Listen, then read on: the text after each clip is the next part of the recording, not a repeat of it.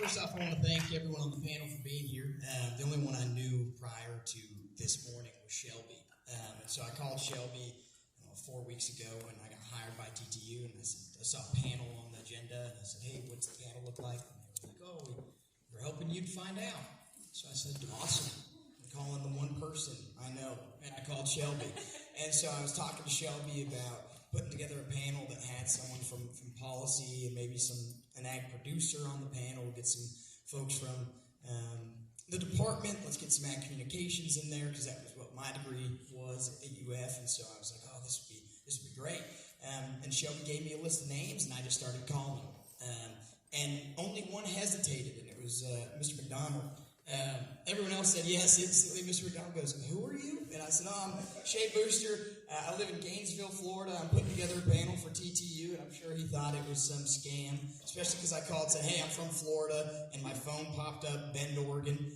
And so he goes, how'd you get my number? I said, I Googled you, but Shelby Vanoy gave me your name.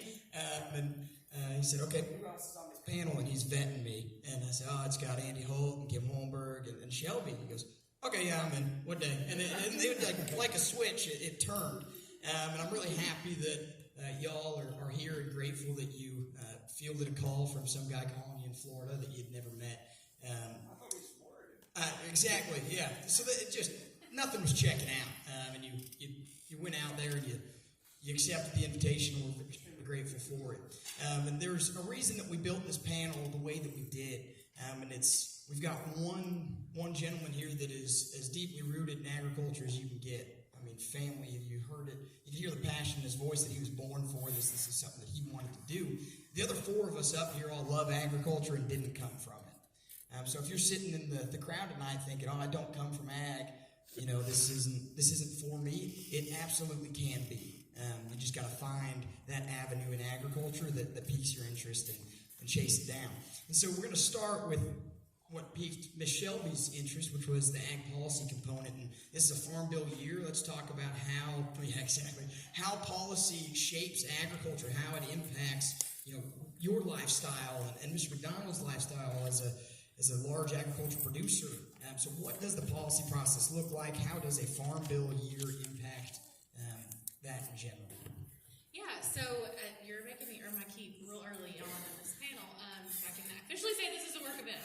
But so there are three levels that policy comes, and you've got the local level. So if you're involved in your county government, whether that's the county commission or maybe one of your parents is involved in a planning commission or a zoning board, and then there's the state level, which is what I do most of my work on, and a registered lobbyist for Tennessee Farm Bureau in Nashville. And then there's what happens in D.C. on the federal level. And a lot of what happens in D.C., I wouldn't say influences, but has a direct effect on what we do here in Tennessee when it comes to our agriculture industry. And every 5 years, Congress is tasked with passing a farm bill, which is a huge document. It's hundreds of pages. It has 12 titles, and it covers everything from the milk marketing to crop insurance to nutrition. This year is particularly special because we're going to be passing what is expected to be the first $1 trillion farm bill. And of that projected $1.5 trillion, 1.2-ish of it is directly towards nutrition. So the SNAP program, the Supplemental Nutrition Act, and then women and infants and children. So those, the feeding part, so the feeding the world part of what we do in agriculture. So 1.2 trillion of it goes to that, and then the remainder of that goes to the commodity programs. So helping folks like George, if we have a really bad year and he has to file on crop insurance, giving him that protection that he needs in order to feed the world. I would say comparatively to other organizations that advocate for an industry of some sort, either in Nashville or in D.C., Farm Bureau is unique in that we have an incredibly robust policy development process.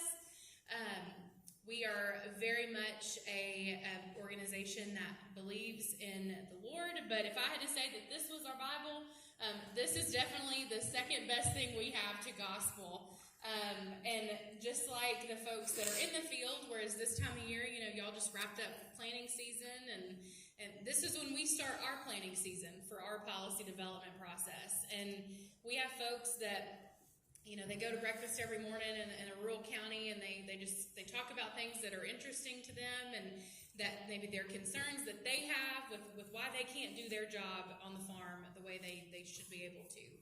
And we start that process now. So we do a statewide listening tour where we go to 12 meetings across the state and just have conversations, just like if I was here to talk to you all today about what is it about high school that you wish you could change. We do that with our members. We have over 685,000 Farm Bureau members in Tennessee, and their input is what helps us write this book. So Shelby's opinion doesn't go in this book.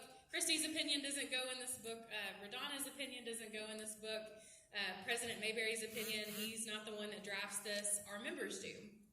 And it's a robust process that we go through the fall. And then what I would consider our harvest season is when we go into legislative session and when we enter into drafting the Farm Bill like we're doing right now.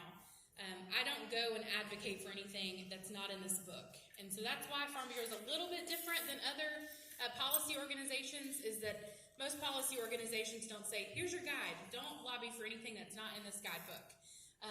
So we're lucky in that way, but as it pertains to the Farm Bill, actually this coming Monday, we're hosting the chairman of the House Agriculture Committee, Congressman G.T. Thompson from Pennsylvania, is coming down to Lebanon, and he's bringing some folks from the House Ag Committee with him, and we're just going to have a big old listening session, and their job is to sit there and listen. We've got over 30 producers lined up to speak, and I think Mr. George is one of them that's going to come and bring comments about the joys and discomforts of agricultural life and what it is that they want to see implemented as a portion of the Farm Bill, because those grassroots conversations are what make good policy. So that's a little bit looking into how we're handling the Farm Bill this year. Great, thank you, Shelby. Mr. George, from your perspective, how does Farm Bill impact you, or what do producers think of the Farm Bill process and how money is allocated? People don't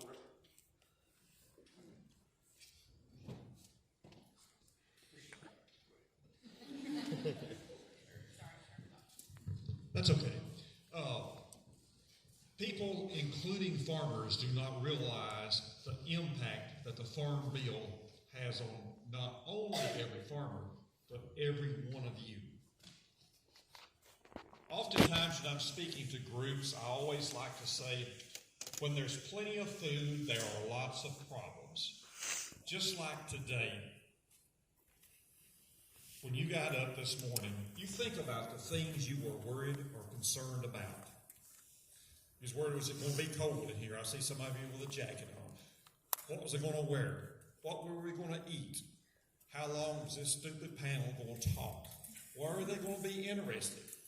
Is it something I can connect to? But then I ask you, were you concerned that you would have enough food to eat today? I dare say none of you ever thought about that. Were you concerned that the food that you eat today was going to kill you? I dare say that never crossed your mind. So my scenario is, when there's plenty of food, there are lots of problems. When there is no food, there is only one problem. Guess what that is? Where is the food? The Farm Bill, as Shelby brought out, a lot of people think the Farm Bill expense is all going to farmers. As she told you, a very small percent of it actually goes to production agriculture. And because of that Farm Bill, it is the stability of not only our country, but of the entire world food supply. It helps stabilize what we all need, a basic necessity, and that is food. So not only are they coming to Lebanon for the listening session, we'll be hosting it at our farm Monday morning, because even though they are the Agricultural Ag Committee, sometimes those people are not really in touch with what's going on. And a prime example of that is Congressman Rose. I told him, I said, John, you must evidently be out of touch with some things because you're in the middle You've got a meeting in the middle of wheat harvest from 2 to 5 o'clock in the afternoon during prime time harvesting. My exact words to him. I said, I will be there. He said, well, that's the only time we can get the folks to get there. I get that. I understand that. But I never want to make it easy on him. I mean, my goodness, he needs to have a reality check every now and then. But your part of the Farm Bill is right now in your point in life is the receiving part of it, of the benefits that it has. It's just like agriculture, how few people involved in agriculture. We're the silent unknown because we're doing our job. We're doing what we love. And everybody takes it for granted. The Farm Bill, sometimes we take it for granted, but it's got to take place. It's got to have that safety net involved. And it's always those tweaking things within the Farm Bill that we won't get into today unless you want to, that always needs tweaking to better serve agriculture and the production of food in this country. Thank you, Mr. George. Kind of running off that and the idea of providing a safety net or helping producers. Mr. Holt, can you share some examples of some cost share programs or grants and how they benefit ag producers? Sure. So one of the things that I do within the Division of Business Development, and let me just take just a second to talk about what we do in business development, really the department. So I don't expect y'all to know all the jargon relative to state government because it's a lot, it's complicated, and it is relatively bureaucratic, although we try to streamline that bureaucracy as much as we can. But within the Department of Agriculture, we have really 5 different divisions. So we have animal health, that's headed up by our state vet, Dr. Samantha Beatty. We have the Division of Forestry, that's headed up by our state forester, David Arnold. We have public affairs, which is part of the administrative part of our department, that's headed up by Corinne Gould. And we also have CIS, which is the Consumer and Industry Services part. That's really what George was talking about just a moment ago. There's a whole network of regulatory folks that are working to ensure that the food supply that we have in the state of Tennessee is safe.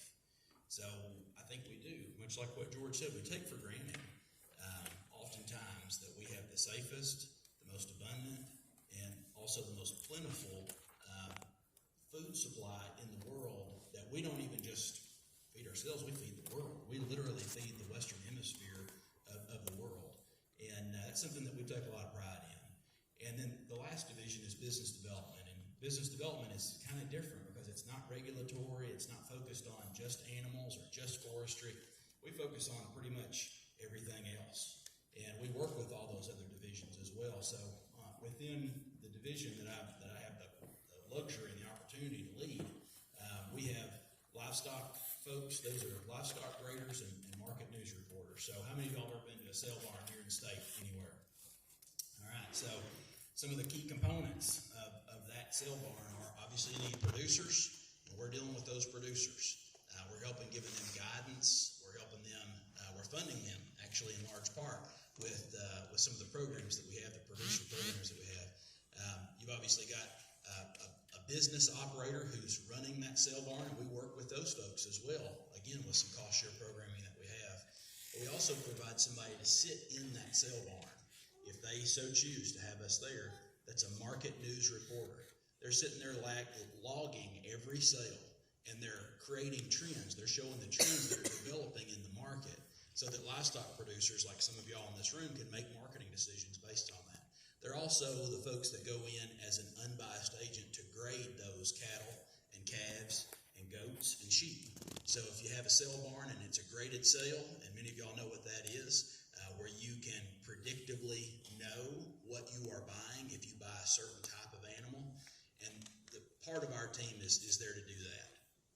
We also have a team that is a group of business consultants, and this is what I want y'all to be thinking about. I want you all to be thinking about opportunities for your career here in just a few years, because some of y'all are just a few years away from making decisions like that.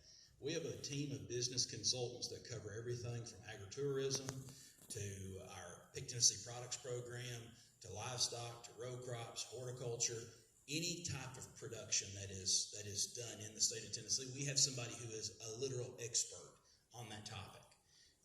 And so, if you think, hey, that's somewhere I'd kind of like to start my career, I really would be interested in talking to you about how to get you to the position, the education, to come to work on our team. There's 8 of those folks, soon to be 9 as of July. So there's some opportunity there. And then the last part, kind of to your question a little bit more directly, Shay. So we have a team of folks that work for what we call the Tennessee Ag Enhancement Program. How many of y'all have ever heard of Tennessee Ag Enhancement Program? Okay, several of you, and it really makes me happy to see that many folks. So we have cost share programs. So there is, in my mind, and listen, I'm a very fiscally conservative person, and it's honestly, it's kind of troubling to hear that we're about to pass a $1.5 trillion farm bill. That's just a lot of money. Now, I'm not criticizing that. I'm just saying that our government at the federal level has grown so large, and it's gotten so big, and the figures are just enormous. And so, I think the agriculture community can get too dependent on government subsidies and can get too dependent on government programs.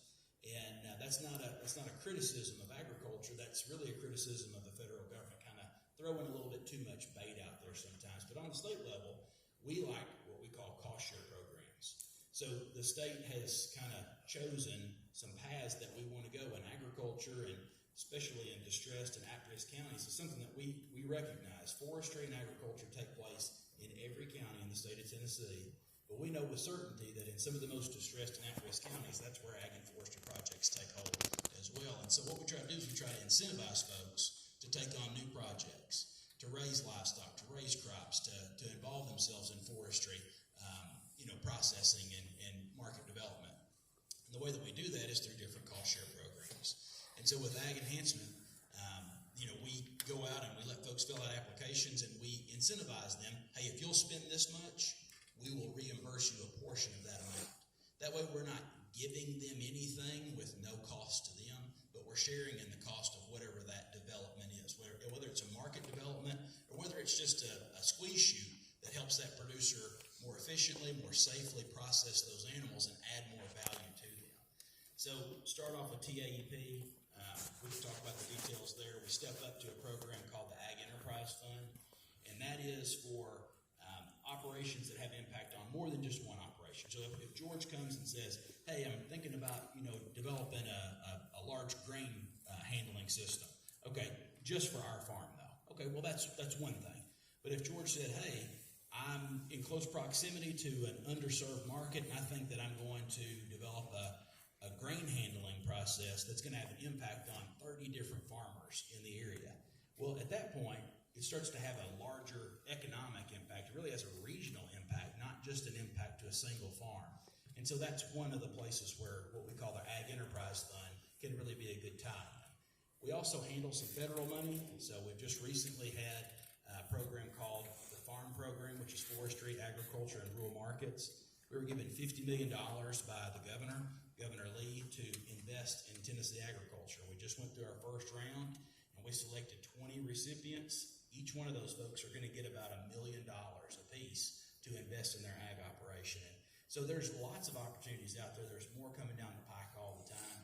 And so if that's something that you think has an application to you as an individual producer, we should talk. If you think maybe it has an impact on your parents' operation or some other family member or somebody that you're working for, I'm happy to talk to you. But if that's something that you think, hey, I want to be a part of that process of helping farmers make a better operation for themselves, there's another opportunity there for you as well with us within the Department of Ag. Awesome. Thank you very much. Ms. Kim, next question is for you. In your experience in ag communications, what have you found to be the most effective way to bridge the gap between consumers and producers and really explain the importance of agriculture? I would say 2 things. One, language matters and visuals matter. And just even, in some of the things that we've talked about here today, let's talk about the Farm Bill. When we talk about the fact that a very small percentage of that total, trillions of dollars goes to producers, is that really the way we need to talk about it? Is that the best name for it these days? Does that create challenges and misnomers within, when you're thinking about consumers specifically, who don't talk about the Farm Bill every day, who don't live and breathe it, who don't read about it in depth and understand all the intricacies of it. In my own experience, I've come across people over the years who would say, I can't believe farmers are going to get over $1 trillion. Can you believe that? Why are we giving so many handouts to farmers? Safety nets. Why are we giving handouts to farmers? And so it takes education, and I really think that's where language matters. We try really hard to make sure that we're using language that meets people where they are, rather than using our language and trying to communicate something to them. I'll give you a very basic example. How many of you know exactly what a cow-calf operation is? Okay. How many of you are like, I've heard that before, but I don't really understand what that means? All right. That's on us. That's on us as communicators to not explain to you what it means to be a cow-calf operation versus a feeder operation versus a stocker operation versus a feedlot. So those are examples on the very basic level of where language really matters. We love some jargon in the ag industry. We love it. And we can really get ourselves caught up in it. And so that's where I would say language matters. The other part of that, I would say, is visuals matter. So I feel like this is an unfair question for this group because you've been here all week and we also have a fantastic farmer sitting right here in front of you. But think about if you were to ask a friend of yours at school who knows nothing about agriculture, this is going to be crowd participation, by the way, how would they visualize or describe a farmer? Toss out some answers. Hillbilly. What else? Redneck. Okay, what does the farmer wear? Overalls. Okay, what else? Keep going. Straw hat. What do they probably have in their mouth? That part actually might be true in a lot of towns in Tennessee. But we'll move on. Okay, what does their farming equipment look like? What does the farm look like? Visualize the farm for me. A tractor, but give me more specifics on the tractor. John Deere, okay. How does it look? No cab. Rusty. It's like dusty. It's old. Probably doesn't even have a cab. All right, what else? What does the farm itself look like? Beat up, run down, red barn, old silos. Junk everywhere. Absolutely. Now I'm going to put you on the spot. How many farmers do you know who wear overalls every single day in 2023? One. Okay. Is it you? It is not him. I knew that. I wear shorts every day there in the sun. Yes, that's actually true. I always find that so funny is that people never think farmers wear shorts, but most of the farmers I know wear shorts more than the rest of us do, but that's a different conversation.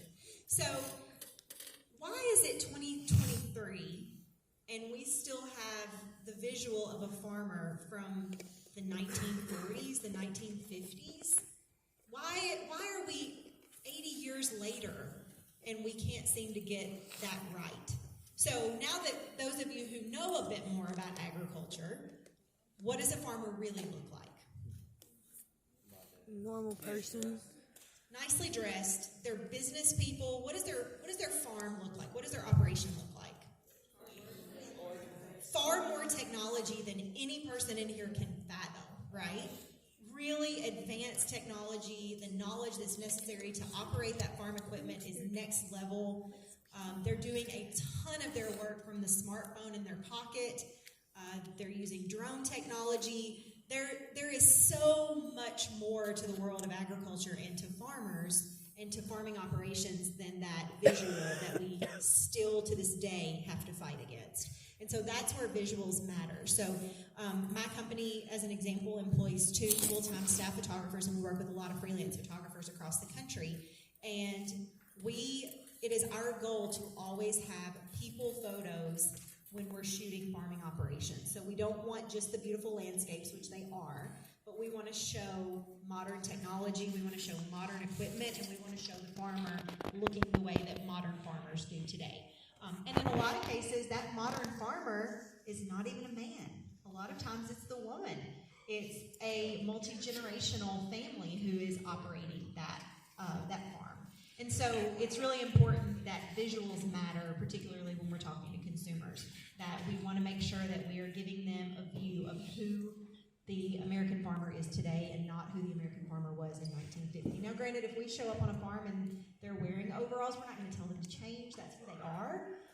But it's rare to find that in this day and age. So language matters, visuals matter, and I would challenge all of you, if you are representing ag in a communications way for anything, whether it's on your personal social media or you're doing it on behalf of your 4-H or FFA chapter or your high school program or your farm bureau, anything, think about that. Think about what you're doing to help push the view and the visual appeal and the image of a farmer forward. Awesome, thank you. This next one can be answered by anyone on the panel. So I live in Florida, and my full-time job, I work in land brokerage. I help connect farmers and ranchers to land that they can run and operate. And something that we're seeing is with urban sprawl, which is, the cities growing out instead of up, encroachment onto farmland. And the last crop that a farm has is a house. And in Florida, we're seeing that day after day with subdivisions and 1,100 people moving to the state today. And I know Tennessee is one of the most desired places to move from states like California or New York or Colorado, different areas all over the country. How do we combat that? How do we keep farm acreage in farms? So this is something that the Department of Agriculture has really started to lean into in the last several months. So Commissioner Hatcher, who is the leader of the Department of Agriculture, is actually a dairyman, and oddly enough, he's a dairyman in Williamson County. And the first time I'd ever visited the Hatcher Family Dairy, I thought I had gotten off on the wrong exit on Interstate 840 because I was like, no, these look like multi-million-dollar houses right here. I'm pretty sure this is not. It says I'm 0.3 of a mile away from this dairy, and literally the most expensive house, it's a $22 million house. It's the most expensive house in the state of Tennessee, is literally right across the road from Commissioner Hatcher's dairy. And that is an example of what Shay's talking about. We do live in a state that is highly attractive right now to people, not only just from certain parts of the country, but pretty much every state in the country and multiple countries around the world. People are wanting to come into the state of Tennessee, and they're wanting to come for a lot of different reasons, none of which I blame them for. We have 4 seasons. We have a very stable, very advantageous state government for business. We have a beautiful landscape. We have everything that you would want. You want favorable tax policies and good schools, and you've got this opportunity to bring your family and to create a lifestyle that you want for yourself. We're still rural in a lot of places across the state, so I understand why people want to move here. The issue is that unfortunately the statistics would show that Tennessee was the 3rd worst state in the nation for the conversion of high-value ag and forest land to non-ag, non-forestry purposes. So we were the 3rd worst in the nation. That's the one where you want to be like 50th. You want to be not the 3rd. Well, unfortunately, it looks like over the last 2 years we've gone from the 3rd worst to the 2nd worst in the nation. And so that means that at a very high rate, agriculture and forest land in the state is being converted to non-ag purposes, and that is because of houses, that is because of industrial development, businesses that are, again, purchasing farms, not to farm those, but to create places where they have warehouses and they have production and manufacturing and things like that. And none of those things do I begrudge. I'm not mad that anybody wants to move here and wants to make a better life for themselves, and I'm not mad that industry wants to move here. But I do think we have to be serious about how do we manage that process. So how many of you all live in a county where you say, yeah, I've noticed there's less farms and there's more development where I live? Okay. I noticed my young ladies down here from Wickley County where I'm from, they're not raising their hands because we're not. There are some places across the state where we're not seeing this, but the guys in the back that immediately raised your hand, what counties are you guys from? McMinn County. Yeah. So what we're really seeing is this donut around Nashville, because people love to have access to go into town. But people, like many of you, you don't want to live in town, but you want to be able to get to town. And so what we're seeing is that urban sprawl is taking place. We are seeing folks that are kind of creating around our larger metropolitan areas where land is being converted from forestry and agriculture to non-forestry, non-ag use. And so the question Shay posed, and it took me a while to get here, how do we combat this? And so the way that we combat it is with profitability. So the pursuit that I have and that the department has and the commission has is that if we can continue to make agriculture and forestry profitable, it will help that land retain its purpose as ag and forest land. Now, are we going to be able to compete with $50,000 an acre to put houses? We're not going to be able to compete with that. And at the end of the day, I think we have to be realistic to recognize that we're not going to stop progress, nor really even should we. But we need to try to manage that process, and the best way that I know how is to make sure that folks like you, young, brilliant minds, and you may say, well, you must be talking to somebody else. No, I'm talking to you. We need to make sure that young, brilliant minds are attracted back into agriculture, and that your adoption of technology, your ideas about how we keep profitability in ag and forestry is going to be extremely important in helping us preserve real estate for farm and for forest use. Shay, it's very interesting you bring this up. Gentleman from Trousdale County, Andy, you were out of touch on a few things too. Trousdale County, second smallest county in the state of Tennessee. There's land down there selling for $70,000 to $90,000 an acre. It rivals Williamson County in those prices. Gentleman here from Smith County, same thing we're running into. Just this week, I've got a meeting set up with a retired U.S. Senator who's the chairman of a worldwide conservatory, people with a land trust. Some of these groups want to focus on a Williamson County and Leapers Fork that conserving this 15-acre farm. The gentleman I'm meeting with, too, very successful business person, is wanting to put something in place. He says, that's great for that, but when you start looking at securing farmland to keep it for generations to come as a farm, we got to look at large tracts of land.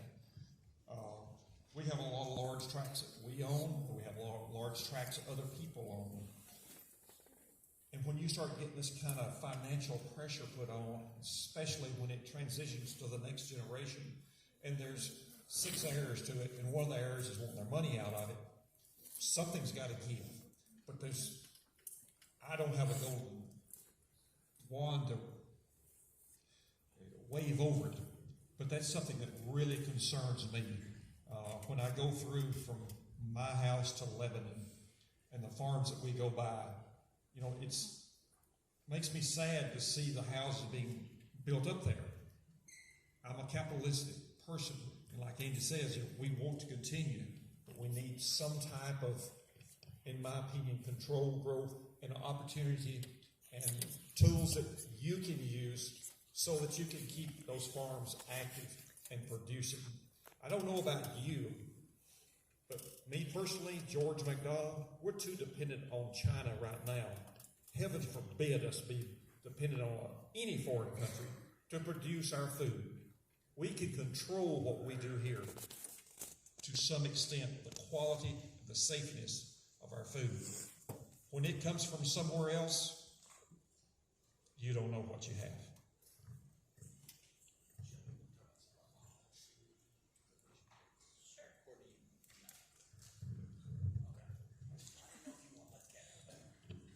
Yes. So to kind of piggyback off of what Andy was talking about, and he mentioned how dedicated the Department of Ag is to this, and that the commissioner has a very much personal stake in the game when it comes to farmland loss and just the growth that we're experiencing.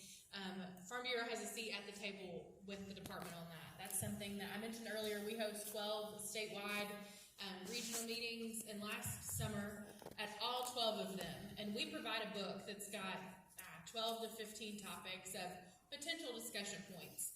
And the one thing that we didn't write a paper on was the whole idea of farmland loss, because where we were last year, we just had no idea what to say, how to fix it. It's going to be a multi-step approach. So that was just one thing that we thought, well, if it comes up in those meetings, then we can discuss it. And it came up in all 12 of them. So that was something that we knew we had to do something. and we're still very much on in the early process of it. But I guess if I could tell you anything, is that to rest assured that we're working on it, and that it is not going to be, one piece of legislation or one investment financially is going to fix this problem. It's going to take all of us up here. It's going to take all of you out there. It's going to take all of those that represent you back at home to come together and figure out how we preserve our farmland, maintain profitability in the agriculture sector, but don't damper progress for Tennessee. And so I feel like we all said that very poetically, but that doesn't mean we have the solutions to the answers, but we are working on how do we incentivize those that are trying to preserve their farmland without coming and having their farm taken over. And I would agree with George that, I'm from Rutherford County, and I would love nothing more than for my little part of Lascassas to look like it used to when I grew up. But unfortunately, the Williamsons and the Rutherfords and the Wilsons, they're too far gone. And so now we have to look at the Trousdale counties and the southern half of Murray County and the Cheatham counties and the Hickman counties and try to learn from the mistakes that we made in Williamson, Rutherford, and those areas to try to keep that from happening in all 95 counties. Great. We're going to open up the discussion and take some questions from the crowd. I'd like to thank the panelists for their thoughts. And on a personal note, I'd love to chat with all y'all about the development. One of my favorite things about my land brokerage gig is we are the #1 conservation effort group in the state of Florida for conserving ag lands. And Florida has some really unique programs that allow farmers and ranchers to basically sell the development rights of their farms to trusts and to individual counties, but they get to retain ownership of the land and continue farming it for generations to come. And basically, it just solidifies that land will never be developed. And it's really cool to see thousands and thousands of acres being conserved every year. So, side note, I'd love to chat with you about that more because it's a passion of mine. From the crowd, I'd love to hear some questions for the panelists. I hope you're ready to answer some tough questions. They've been firing all cylinders this whole week. They about ran Commissioner Hatcher out the building yesterday. So from the program participants, what questions do we have for these panelists? Yeah, Jay. My name is Jay Metcalf, and I was wondering, is there an immediate solution to the urban sprawl, or is it an ever-changing thing that's going to be a constant fight for farmers to come?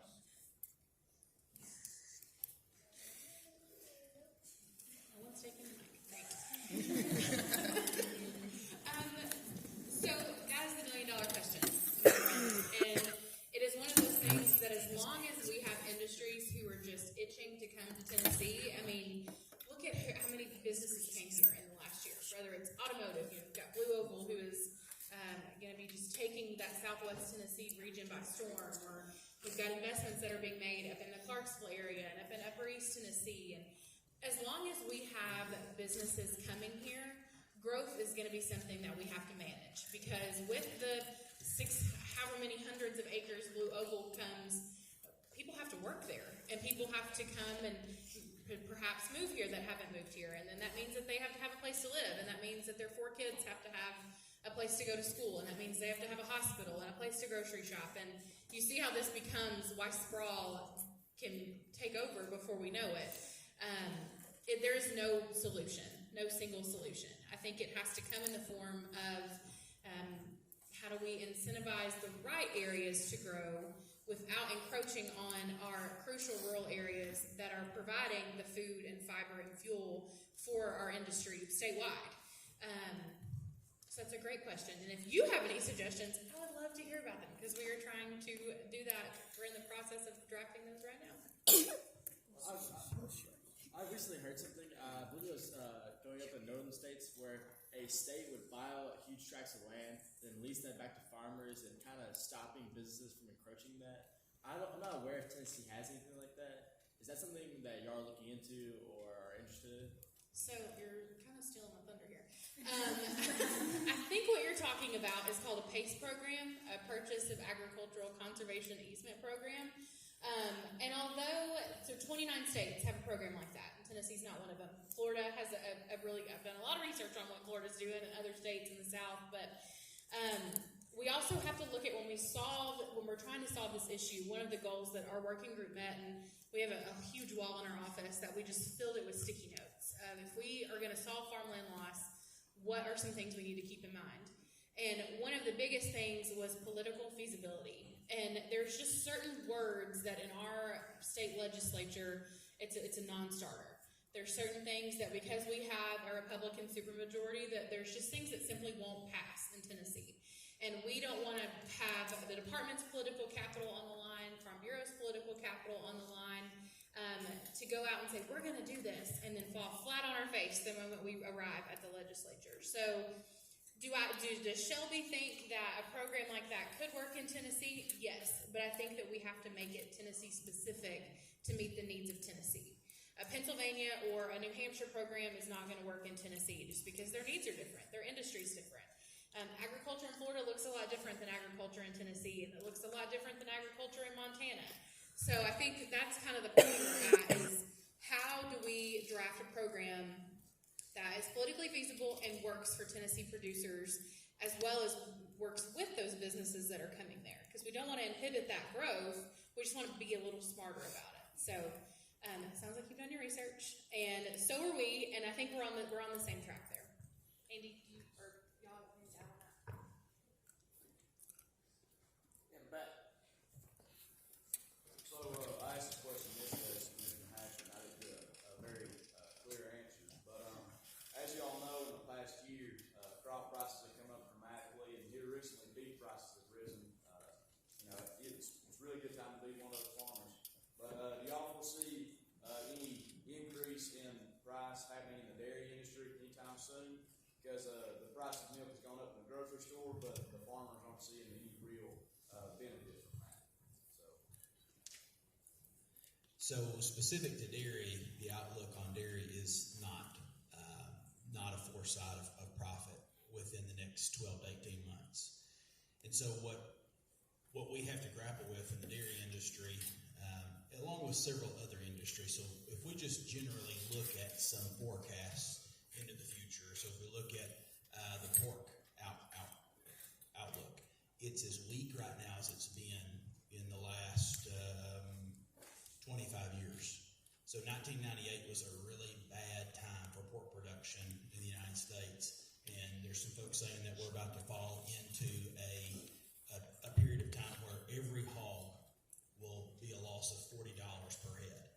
Now you may say, well, $40, that's not that much. But when you're producing 1.5 million hogs a year, multiply that, that's a large loss. Where just within the last 12 to 18 months, we were seeing profits of $118 per head on hogs.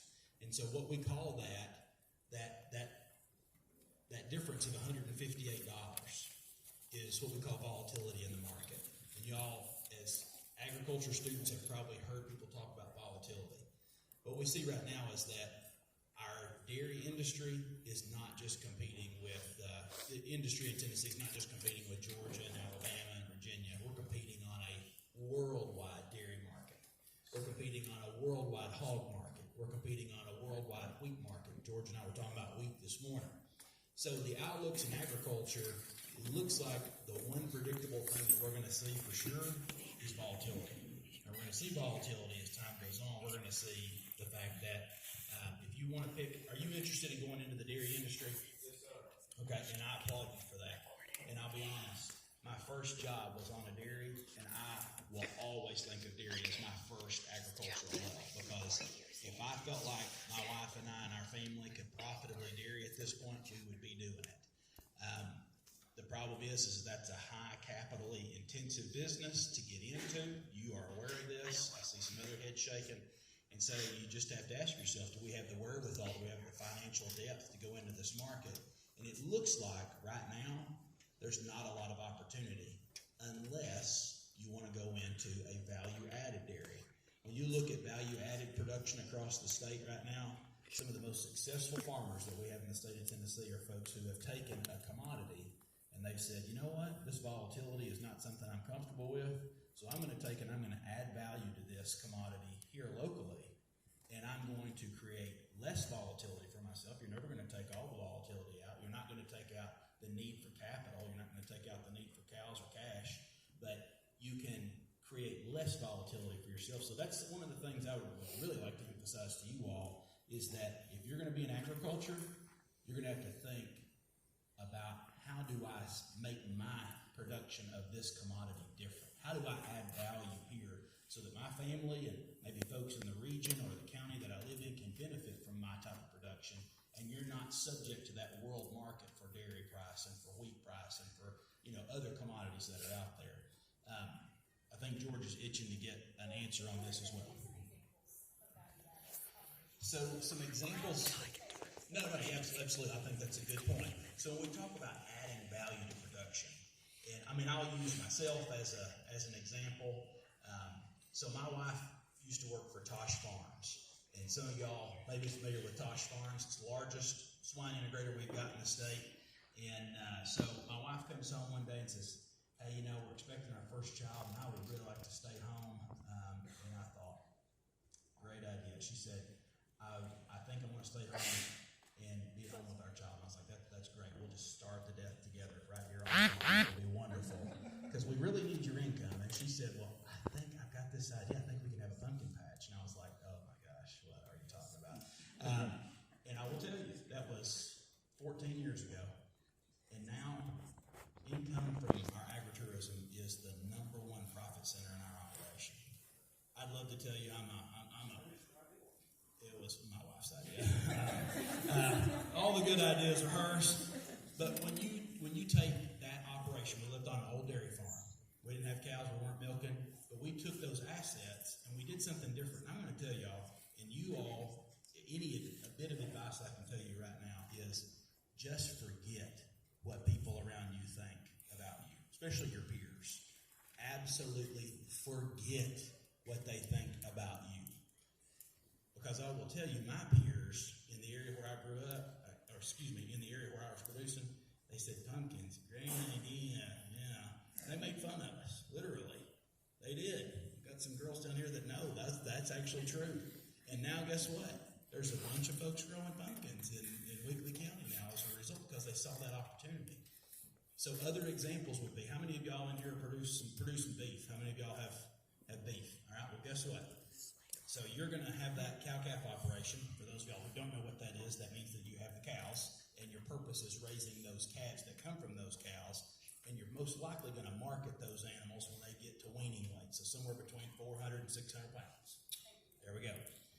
So let's talk about that beef calf. Now, right now might not be the best example, because that calf is worth a whole lot of money right now, more than we've seen. And for the next 3 years, guess what? Because our inventory of maternal animals is the lowest it's been since 1947, it's mama cows. So the ones producing the calves, where our inventory is super low. And that means we don't have a whole lot. And there's this huge demand for beef, and so price is going up. Right now may not be the best example in beef, but if you take that calf and you take it to a market, what are you going to get for it right now? What's a reasonable price? You're talking about somewhere in the neighborhood of $1.85 to $2.15, depending on what size. Going higher than that, okay? Good local market. So you're talking about $1,000 for a 500-pound calf, 400-pound calf, somewhere in there. Well, if we could take that calf and we could feed it for an additional 90 days, okay, and you're going to have, a couple $100 in feed stuck in that calf. But then you could take it to a USDA processor that's right there close to you, and then you could get that animal back, and you could sell that carcass for between $2,000 and $3,000. Guess what we did? We added value to that animal. So you all need to be thinking about, well, my mom and my dad never did this. Well, that's okay. You can do things different than your parents did, or you can do things that nobody else around you is doing. Other folks have said, hey, we've got this small herd of dairy cattle. We're producing milk. We're getting crushed every time the milk check comes. We're not making enough money. What can we do? Well, we can have a creamery. So we can sell our own chocolate milk. We can sell our own cheese. And we can sell our own ice cream. And guess what? There are dairies all across the state that are crushing it right now as a result of having that foresight a few years back. Other examples would be fruits and vegetables. Do you really into, this big brokerage of raising 15 acres of vegetables. I've been there. It's a tough business. Do you want to sell to a grocery store or to a Walmart, or do you want to have a roadside stand? And people would say, well, can you make any money doing that? You absolutely can, especially in the foodie market that we're in right now. Add value to everything that you are producing. And if you have questions about this and you say, well, I've got this one specific thing I want to do, how do I get there? That's why I have a team of 8 business consultants is to help you all think about how can I do my business better. So I'm going to pass this off to George. I think he's got some great insight too. And I wish I could tell you the dairy market's going to recover at some point in the near future. Likely it's not within the next 12 months. Same thing for poultry. Same thing for swine. Row crops are pretty volatile. Wheat prices come up considerably the last few days, and I've been and down. Yeah. But row crops are always going to be a staple that we're going to need. Cotton is another area. There's a lot of volatility there, and it's so much of it, much like what George references, foreign markets, especially China, have unfortunately gotten too much of a hold on the profitability of American farm operations, and it's our goal to see that changed. Andy was talking about volatility in the market. We all know what that means, highs and lows. I don't like highs and lows in the market. I want to always be high. Simple enough. There's no problem with that, is it? Lots of problems. Had an old farmer tell me one time that he said if a farmer has a really bad year, it'll take him 1 to 3 years to recover from that. But he said if a farmer has a really, really good couple of years in a row, it'll take him 7 to 10 years to recover from that. Why? Because as a farmer, we do stupid things. And when we have those low prices, though I don't like them, I've never met a farmer who likes low prices. It is healthy for the ag economy. Now, I know that's probably not what you're wanting to hear, but it is healthy for it because there are some of us who farm things that we probably shouldn't be doing. I don't want to be gloom and doom, but I want to be realistic with you. There's some farmers who farming things, including myself, that I probably shouldn't be doing. What gets me out of that business so the ones who are doing a very good job at it to continue and be profitable? Low prices. But always remember, just like the dairy, like Andy was talking about, those low prices in the hog industry, low prices will always take care of low prices. High prices will always take care of high prices. What I mean by that is if they're real low and they stay low for a while, they'll get better because you'll get those people out. High prices get high will take care of high prices. What I mean by that is when they get too high, farmers will start paying too much for land, they'll start buying new equipment, they'll start spending money on things that they really don't need. Next thing you know, they're gone too. I like what Andy was talking about, value added within the milk industry. With our corn, we have a specialty market, one buyer that we sell to. Those markets don't just fall in your lap. You have to be active. You have to look for those. Our strawberries. We didn't get in strawberries. The reason why we got strawberries is because of my 2 daughters. Thinking outside the box. Why did we get into watermelons? Same scenario, value added. We don't go through a broker to sell strawberries. We don't go through a broker to sell watermelons. The Chicago Board of Trade has zero influence on the price of those commodities. I always tell people I can sell any of you in here a bad quart of strawberries one time. But you'll never buy another quart from me. But if we provide that service to you, that quality of product, that experience, whether it be the watermelons or the strawberries, you're like, hey, I feel good about it. I think I want some more of those. Yeah. Well, I'm going to tell my neighbor about those. Well, we seen on social media that you're selling over here. Well, somebody else saw it on social media and they shared it. And guess what? It starts growing with it. This is a scenario I like to use of 2 good friends of mine. I hear people say you can never start farming unless you marry it or you inherit it. No, that is not the case. You've got to have the right attitude. You've got to have a work ethic. A lot of things have got to be involved. I've got one guy that I started working with when he was going to college.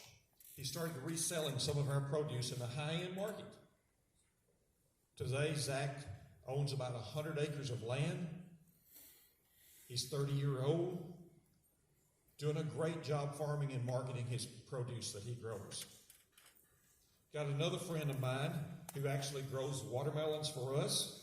He started farming with nothing. He's up to about 5,000 acres of row crop now. He's 40-year-old. He called me yesterday brainstorming. He said, you know what? You're helping with the watermelons. I think I want to try some pumpkins this year. There you go, Andy. But he said, I'm not just doing jack-o'-lantern pumpkins. I'm doing all these other exotic things that I don't know anything about. He's asking about it. I said, I don't know what to tell you to do, but anyway, good luck. He said, well, I've got another plan to do with this. He said, I'm going to take some corn, and I want to box it up, and I want to get some straw, and maybe some mums, and I want to sell a package deal so you can fall decorate. All you folks down in Williamson County, you wouldn't know where to go to get that kind of thing. So you can order it, and it'll be shipped to your house. It'll have a few bales of straws, corn shop, some pumpkins, and some mums in there. You open the box, and presto, my front porch is decorated. Now, is that thinking outside the box? He's going to be doing his on Amazon. Are you?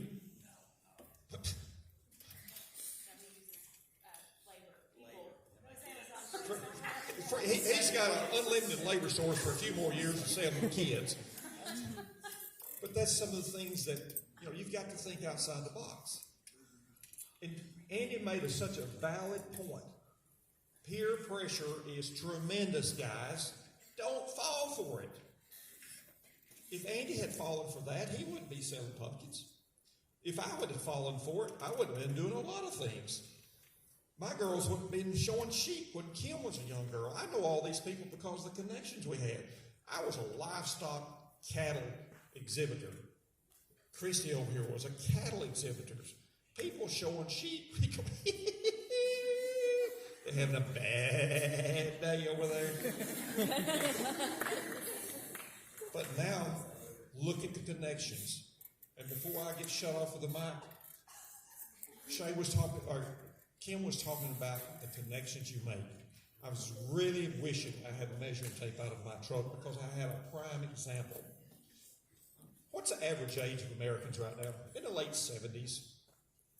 How old are y'all in here today? How old? 15. Okay.